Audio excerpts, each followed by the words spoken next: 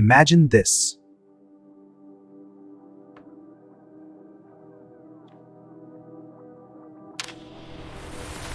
Look closer. That thing staring back at you might not be the original.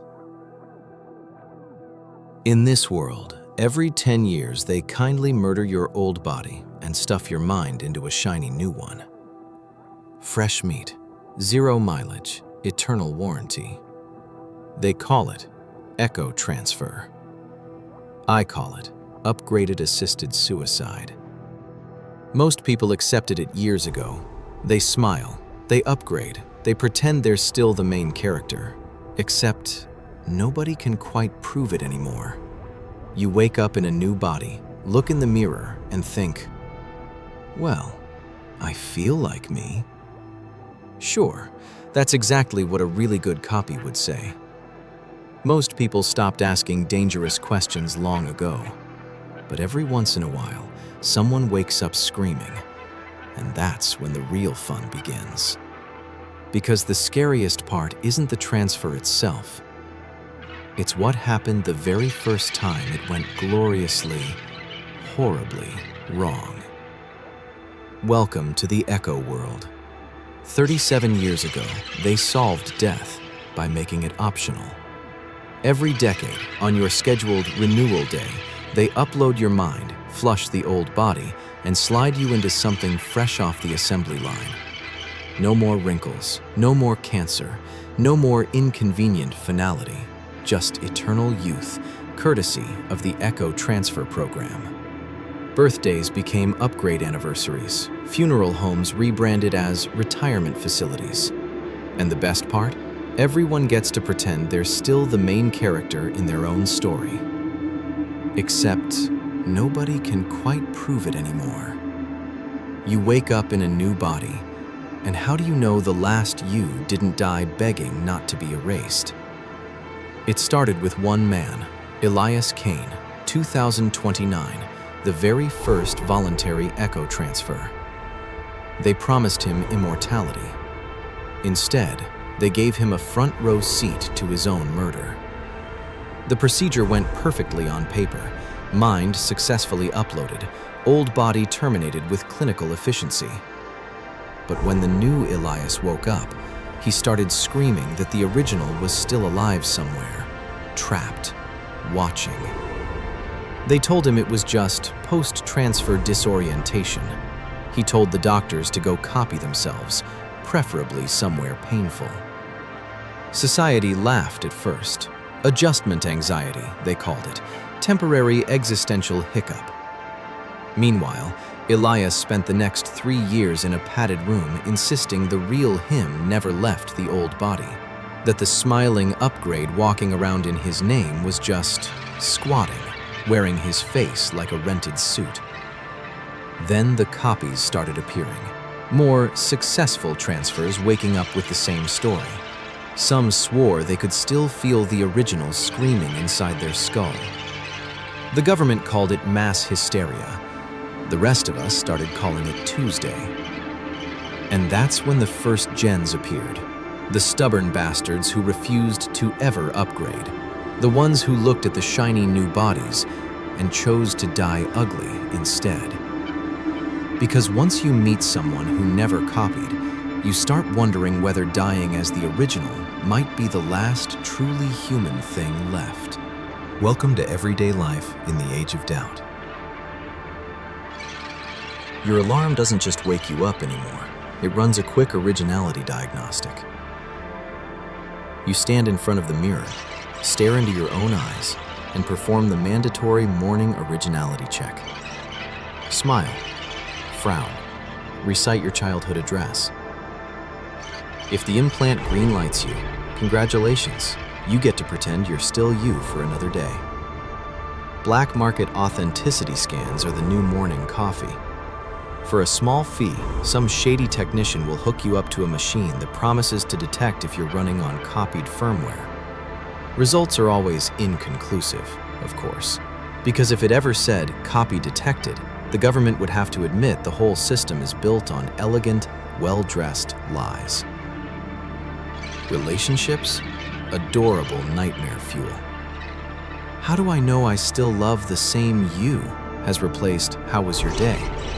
Dating apps now require full version history and a signed I am not a copy affidavit. Some couples get matching tattoos that read, at least we think we're the originals. Others just quietly wonder which version cheated first. Jobs got interesting too. Your boss doesn't just want your resume, he wants proof you're the same lazy bastard who missed deadline last quarter. Sorry, officer, my previous version was the one who ran the red light. The defense writes itself. We've turned existential horror into standard operating procedure. Be honest with yourself right now. When was the last time you looked at your own hands and wondered if they were printed yesterday? When was the last time you kissed someone and felt a flicker of doubt, wondering which version of them was really kissing you back? Most people bury the question, but the ones who don't, they start looking for answers in darker places. Because in the echo world, doubt isn't just a feeling, it's the only thing that still feels real. But not everyone buries the doubt. Some start digging. Welcome to the parts of the echo world they don't put in the renewal brochures. The hidden cost of eternal youth. Underground originalist cults preach that every transfer is murder. They tattoo version 1.0 or death across their chests and refuse the upgrade until their original bodies rot. Black market dealers sell supposed first bodies, old originals supposedly preserved in cryo. Price? Your entire life savings plus whatever dignity you had left. Most buyers wake up with worse glitches than before. Some wake up as someone else entirely. Then there's the quiet epidemic nobody admits exists: copy madness. People waking up convinced their new body is haunted by the last tenant. They feel phantom memories that aren't theirs. They hear the original screaming during sex, during dinner, during quiet moments in the shower. The government calls it adjustment syndrome and prescribes more transfers. Because obviously the solution to too many copies is another copy. But the real horror comes from the leaks. Documents the government swears don't exist. Transfers where the original mind wasn't deleted, just muted. Locked in a dark corner of the new skull, watching their replacement live their life in high definition. Some originals last days, some last decades, still screaming, still hoping someone will notice. The government swears they fixed it, except the data leaks say otherwise. And once you see the receipts, you can never unsee them. Then came the one who broke everything. They called her Subject 47, a routine upgrade, nothing special. Until the transfer completed and the new body opened her eyes and smiled with someone else's mouth. She wasn't supposed to remember, none of them were, but this time the kill switch failed. The original consciousness wasn't muted, it was merged. Two minds, one skull, fighting for the steering wheel. She looked straight into the security camera and whispered the words that ended the illusion for everyone watching. I never left. You just built me a better cage. In that moment, the echo world cracked wide open. Because if one transfer could fail this spectacularly, how many others had? How many yous were still trapped inside, watching their replacement laugh, love, and live, using their face, their memories, their entire freaking life? The government tried to bury it. They called it an isolated glitch, but the footage leaked. And once it did, there was no going back. So here's the question they never wanted you to ask. If the merge can happen once, what if it's already happened to you? So tell me, right now, as you're sitting there staring at this screen, how do you know you're still the original? Throughout this video, I planted 3 clues, 3 moments where the mask slipped. Most people miss them the first time. The ones who catch them usually come back, and when they do, they never look at their own reflection quite the same way again.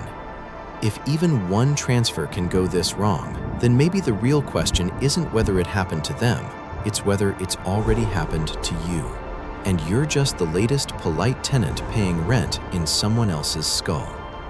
See you in the mirror.